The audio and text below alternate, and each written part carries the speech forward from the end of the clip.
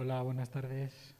Bueno, en primer lugar, agradecer en nombre de la asociación la invitación y en segundo lugar, agradecer a Marta pues haber descrito el marco de los fines resocializadores de la pena de acuerdo con el artículo 25.2 de la Constitución, porque esto pues me ahorra a mí mucho tiempo. Entonces, dándolo por reproducido, pues ya me voy un poco más al terreno de lo práctico, desde cómo desde la abogacía enfrentamos pues varios de los problemas que nos encontramos que tienen que ver con la política penitenciaria en todo el Estado español en general y concretamente de los presos vascos en particular. Muchos de estos problemas ya han surgido en ponencias anteriores en el día de hoy. Podemos hablar de la dispersión, podemos hablar de la dificultad, ¿no?, para salir del primer grado en muchos casos. Podemos hablar de la denuncia de la tortura y de la dificultad que hay también para que se castigue la tortura. Silvina ha hablado de esto antes. Y podemos hablar también de las dificultades para acceder al tercer grado, como ha explicado antes Amaya. Yo quería centrarme, porque evidentemente no se puede abarcar todo esto en una ponencia ahora de 15 minutos, entonces yo quería hablar concretamente de dos de estas cuestiones, porque además son dos cuestiones que, tal y como en el marco del debate que ha planteado antes Agus, tendrían que ver, a mi juicio, más con voluntad política que con una necesidad de modificar la ley, ¿no?, que sería la cuestión del aislamiento o los primeros grados, y por un lado, y de la dispersión por otro lado, ¿no? Son cuestiones que tienen que ver más con la aplicación de la norma y cómo se aplica la norma y cómo se interpreta la norma que con una modificación, ¿no? Por ejemplo, para la dificultad que ha descrito antes Amaya de acceder al tercer grado, por ejemplo, habría que eliminar ese infame artículo 72.6 del que se ha hecho alusión. Pero cuando hablamos concretamente del tema de aislamiento y del tema de dispersión, pues la Ley General Penitenciaria, como bien se ha dicho antes también por parte de Xavier y por parte también de Martín Pallín, la Ley General Penitenciaria es bastante posibilista. Es una ley que nos da muchas posibilidades, que también, por supuesto, pues luego crea situaciones aleatorias y esta flexibilidad de la que se ha hablado. Pero para que nos hagamos una idea de lo posibilista que es, por ejemplo, el artículo 62 de la Ley General Penitenciaria dice que el tratamiento dependerá de un estudio científico de la constitución, temperamento, carácter, aptitudes y actitudes del sujeto. Y luego más adelante dice una consideración ponderada de datos ambientales, ya sean individuales, familiares o sociales del sujeto. Es decir, cómo es esta persona, no qué delito ha cometido, sino cómo es y cuál es su comportamiento en prisión. El artículo 65 de la Ley Penitenciaria va en la misma dirección. Habla de la conducta global del interno. El artículo 73 dice que los antecedentes penales no podrán ser objeto de discriminación social o jurídica. Por tus antecedentes penales no puedes sufrir una discriminación jurídica. Y ya si nos vamos al ámbito internacional, habría que hacer alusión a las reglas de Naciones Unidas para el tratamiento de las personas presas, las famosas reglas Nelson Mandela. Se pusieron el nombre Nelson Mandela precisamente porque esta persona pasó décadas en prisión en una situación de aislamiento en la isla de Robben, en Sudáfrica.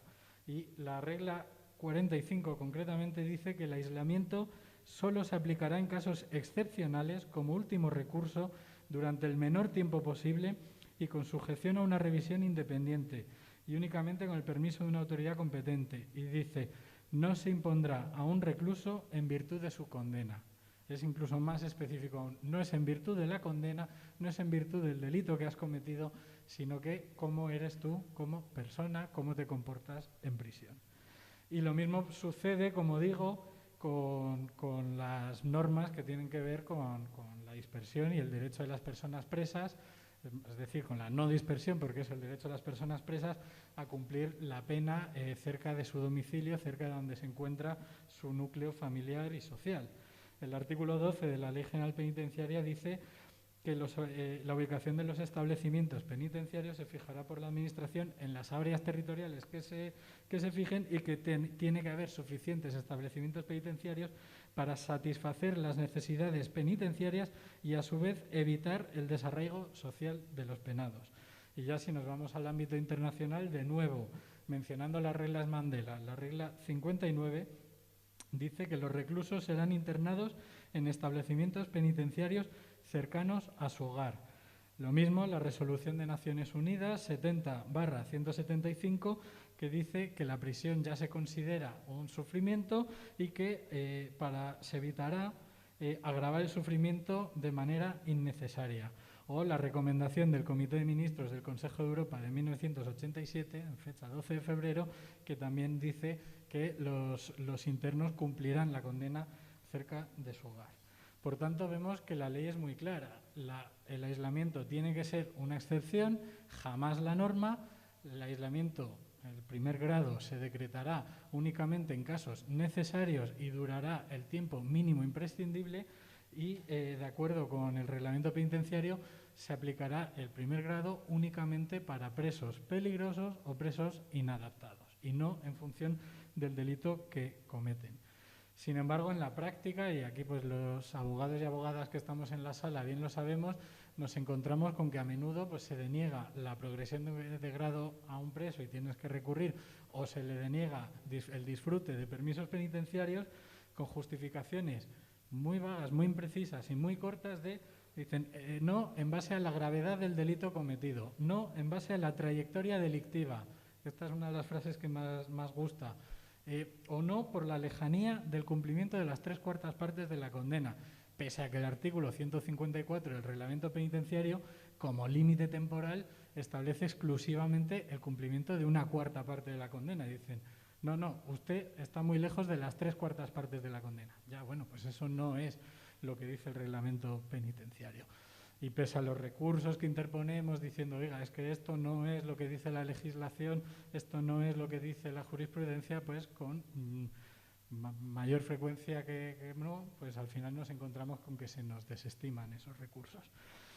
Bien, adentrándonos concretamente en el aislamiento del primer grado, sí que querría hacer una distinción muy breve entre los distintos supuestos en los que una persona presa puede verse en una situación de aislamiento, porque no todos los supuestos son de cumplimiento de la pena clasificado como primer grado, como establece el artículo 89 del reglamento penitenciario, sino que, por ejemplo, también se puede imponer un castigo, una sanción por la comisión de alguna infracción y castigarse con aislamiento, con un máximo de 42 días por razones de la triple de la mayor que también conocemos pues abogados y abogadas, ¿no?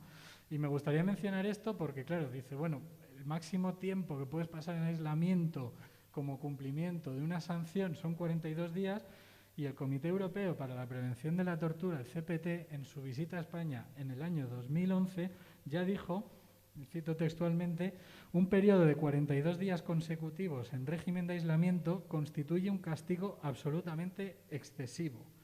Y luego más adelante dice, cuando se haya cometido 2 o más infracciones debería preverse la interrupción del aislamiento durante cierto tiempo al cumplirse los 14 días. Establece los 14 días como, digamos, el umbral tolerable. Más allá de 14 días ya le parece excesivo. Y en el contexto que estamos hablando del Estado español en general y de presos vascos en particular, estamos hablando de personas que pasan años y años y a veces incluso décadas de prisión en situación de primer grado, en situación de aislamiento. Cuando ya el CPT ha dicho que más de 14 días, ojo, es excesivo.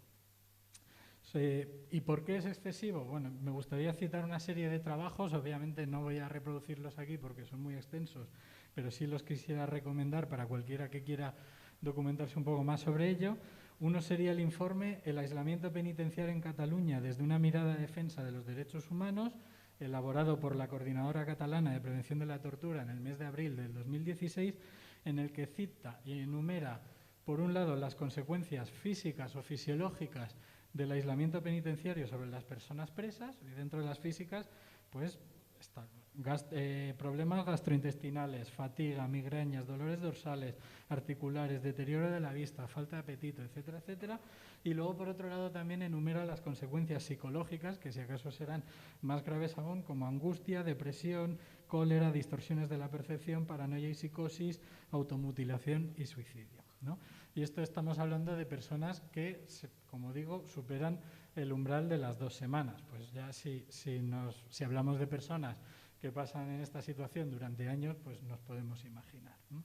Aparte del informe de la Coordinadora Catalana de la Tortura, también recomendaría la lectura de un informe de Amnistía Internacional de Estados Unidos llamado Tortura Blanca, que me parece que es del año 2015, que también profundiza en este tema.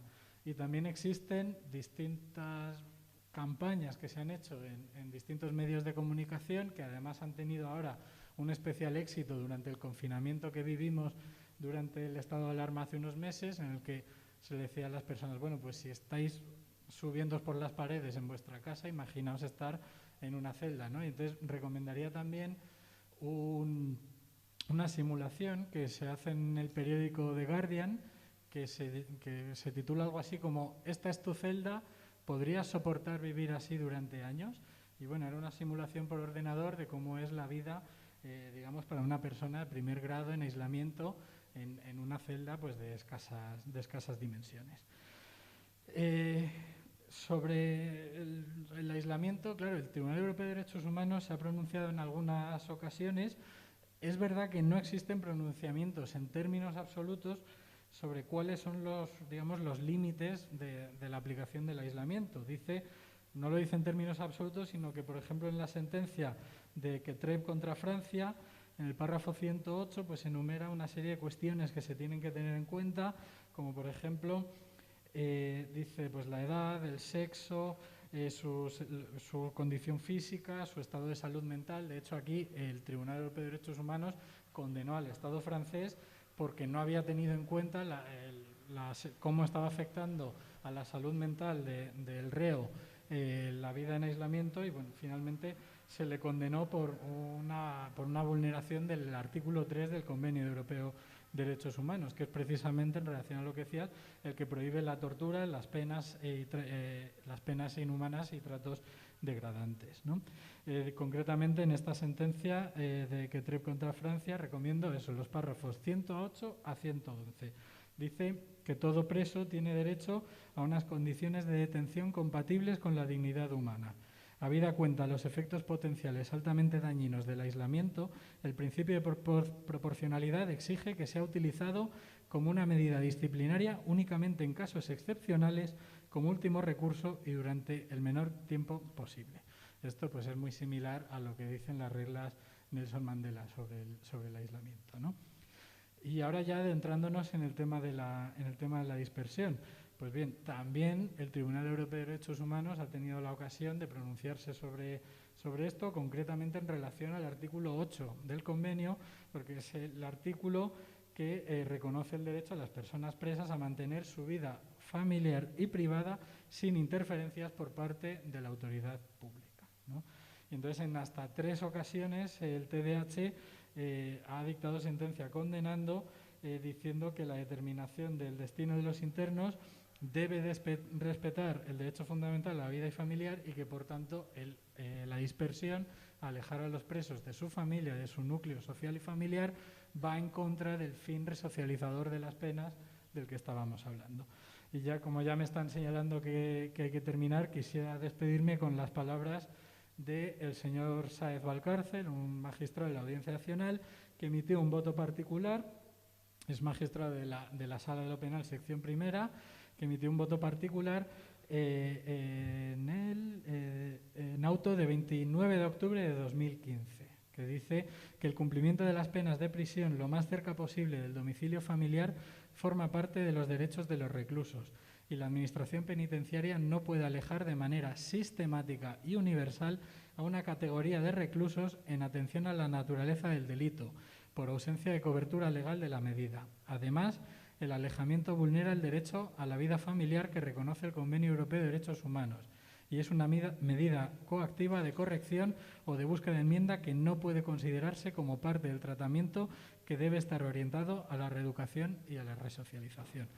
Por desgracia, la dispersión, como bien se ha dicho, sigue sucediendo. De hecho, Antonio y yo llevamos un caso, una familia detenida, cada miembro de la familia a un punto de la península. Sus familiares, cuando les quieren visitar, pues se tienen que hacer miles de kilómetros, ¿no? Esto, por desgracia, es una realidad, no tanto en el contexto de los presos vascos, pero también en el Estado español en general, y bueno, pues depende un poco de la voluntad política para que desaparezca. Muchas gracias.